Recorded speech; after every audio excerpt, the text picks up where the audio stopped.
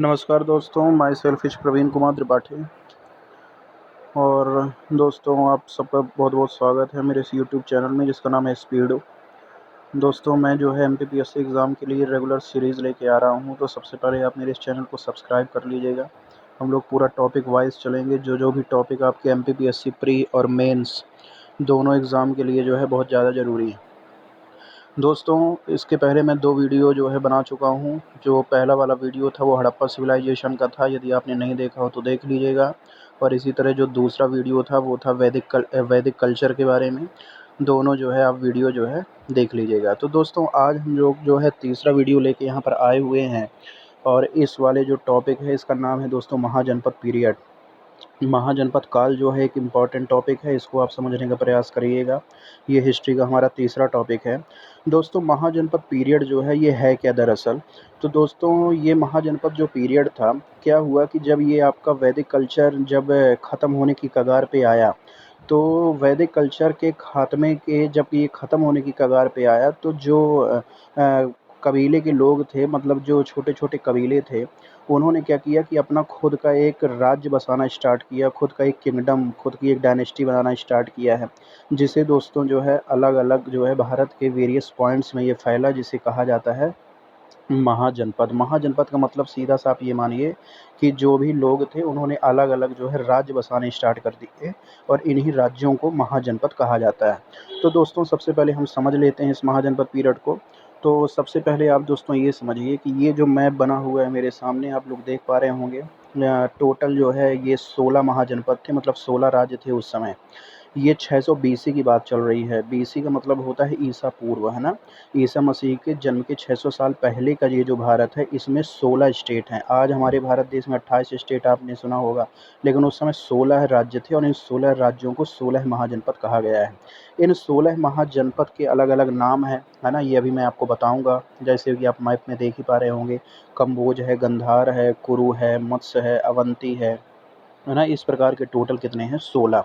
इनमें से आप देख पा रहे होंगे दोस्तों कि ये जो 15 महाजनपद हैं, ये नॉर्थ इंडिया में है पूरे। आप देखिए, नॉर्थ इंडिया में केवल एक जो साउथ में है, वो केवल एक साउथ में अशाका नाम का जो है वो साउथ में है। बाकी ये पूरे के पूरे जो हैं ये 15 महाजनपद कहाँ पर हैं? आपके नॉर्थ इंडिया में हैं। आगे देखते हैं। दोस्तों, जैसा कि मैंने आप लोगों को बताया है कि स्थायी रूप से बसने के लिए जनजातियों द्वारा सरल भूमि हथियाने की प्रक्रिया शुरू की गई थी, जो अंत में सुनियोजित समुदायों में बदल गई। और इन समुदायों ने राज्यों या जनपदों को जन्म दिया, और आदिवासी पहचान एक विशेष राज्य के क्षेत्र को परिभाषित करने के लिए एक प्रमुख कारक बन गई। धीरे धीरे इनमें से कुछ राज्यों का विस्तार होने लगा, और इसलिए उन्हें महाजनपद के रूप में जाना जाने लगा। मैंने आपको संक्षेप में बता दिया है कि ये जो महाजनपद है ये राज्य हैं, जनजातियों द्वारा बसाए गए हैं, है ना? तो ये टोटल 16 महाजनपद थे। दोस्तों, आपको यहाँ पर ये चीज़ की जानकारी होनी चाहिए कि ये जो युग होगा ये लोहे का युग होगा। देखिए दोस्तों, याद करिए, हड़प्पा जो सभ्यता थी वहाँ पर तांबा था, है ना? इसके बाद जो वैदिक कल्चर आया, उस वैदिक कल्चर में लोहा और कांसा था। और जो ये वाला महाजनपद पीरियड है ये पूरा लोहे का युग है। इसका ड्यूरेशन चौथी शताब्दी ईसा पूर्व है, मतलब 600 ईसा पूर्व का लगभग समय है। यहाँ पर जो दोस्तों व्यवस्था होगी ये गणतंत्र और राजतंत्र दोनों होगा, है ना? गणतंत्र का मतलब क्या होता है आपका? रिपब्लिक। और राजतंत्र का मतलब क्या होता है कि जो राजा वाला सिस्टम होता है। तो यहाँ पर पब्लिक जो है अपना मुखिया चुनेगी, तो वो गणतंत्र भी है ना? और इसी प्रकार राजतंत्र है। तो दोस्तों, यहाँ पर जो भाषाएं हैं वो संस्कृत प्रमुख रूप से चलेगी, साथ में प्राकृत भाषा है। और धर्म दोस्तों यहाँ पर वैदिक हिंदू धर्म तो चलेगा ही चलेगा। दोस्तों, ये जो 16 महाजनपद हैं, मैं बता चुका हूँ कि 15 महाजनपद जो है नॉर्थ इंडिया में थे, है ना? और 16वां महाजनपद अस्सक या अस्मक, ये गोदावरी नदी के तट पर स्थित है। महाजनपद काल के कारण द्वितीय नगरीकरण का प्रारंभ हुआ था। अब ये 16 महाजनपदों के दोस्तों नाम लिखे हुए हैं, है ना? यदि आपको इनको याद रखना है तो रख लीजिए। जैसे मगध है, ये मगध सबसे ज़्यादा शक्तिशाली था, ये बिहार कहलाता है। अवंतिका का मतलब क्या होता था? उज्जैन होता था। मत्स्य का मतलब पूर्वी राजस्थान था। गंधार का मतलब पाक, रावलपिंडी, पेशावर पाकिस्तान है ना? कंबोज भी पाकिस्तान में था। पंचाल यूपी में था। अस्मक एमपी में था। अस्मक एमपी का मतलब क्या कि जो एमपी और महाराष्ट्र के बीच की सीमा रेखा थी, है ना? तो इस प्रकार टोटल 16 महाजनपद थे।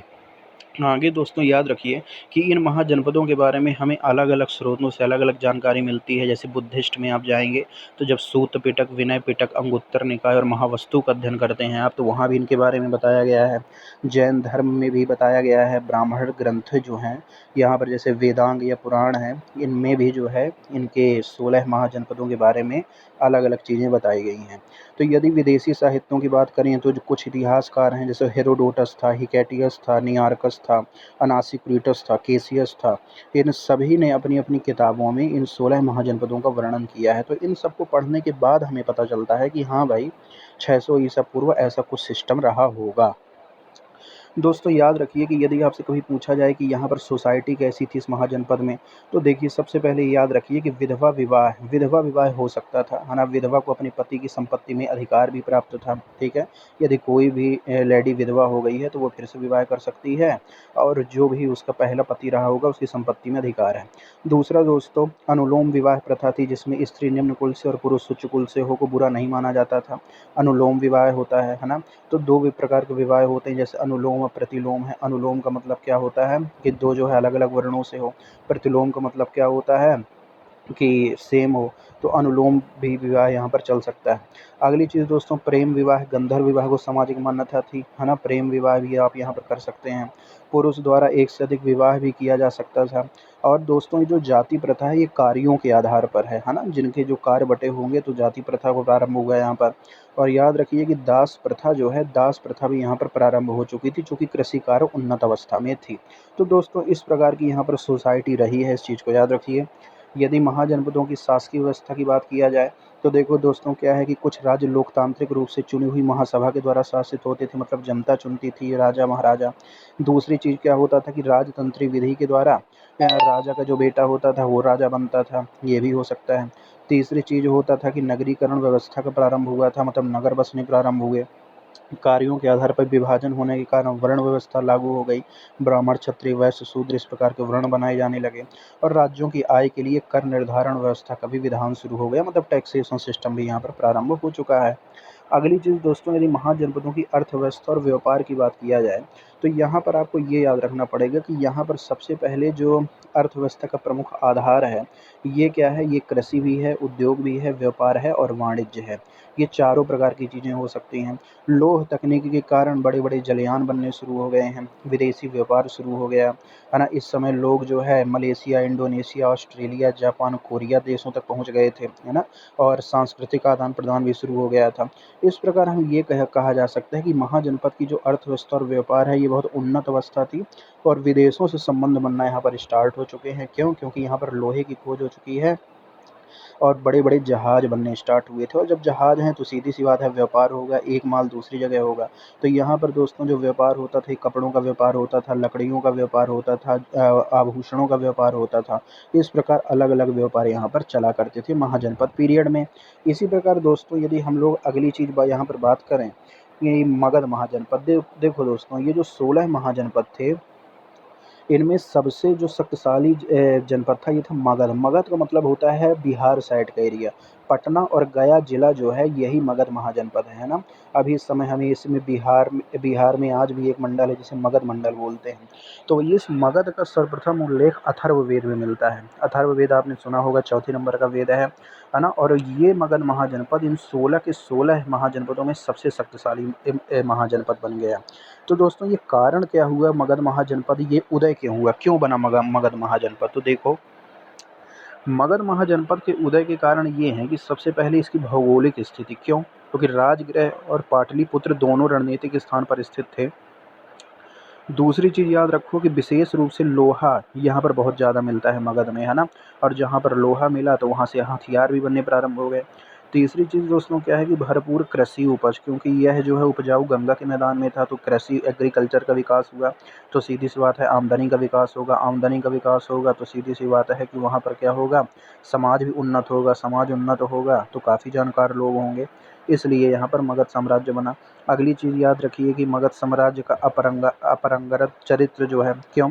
क्योंकि यहाँ पर कई ऐसे लोग आए हैं कि जो अपने पिता को मार के राजा बन गए, मतलब पितृहंता, जैसे आपने सुना होगा एक राजा था बिंबिसार, उसको मारा था उसके पुत्र अजातशत्रु ने, फिर उसको मारा उदयन ने। इस प्रकार यहाँ पर चलता रह गया, संघर्ष जो है चलता रह गया राज्य को हथियाने के लिए। इसलिए मगध साम्राज्य का जो है ये उदय हुआ है। और याद रखो कि ये जो दोस्तों था बिहार, पश्चिम बंगाल के अधिकांश जिलों तक मगध साम्राज्य था। यदि हम बात करें कि मगध है जो राज्य है, इसमें सबसे पहली डायनेस्टी दोस्तों आई है हर्यक डायनेस्टी।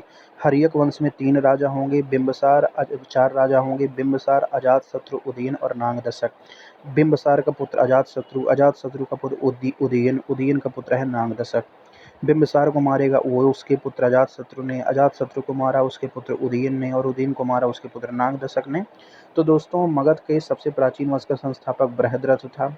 मगध की राजधानी राजगृह थी। मगध की गद्दी पर बिंबिसार 545 ईसा पूर्व में बैठा था। बिंबिसार हर्यक वंश का संस्थापक था। बिंबिसार ने ब्रह्मदत्त को हराकर अंग राज्य को मगध में मिला लिया। बिंबिसार बौद्ध धर्म का अनुयायी है ना। इसी प्रकार बिंबिसार ने मगध पर करीब 52 सालों तक राज्य किया है।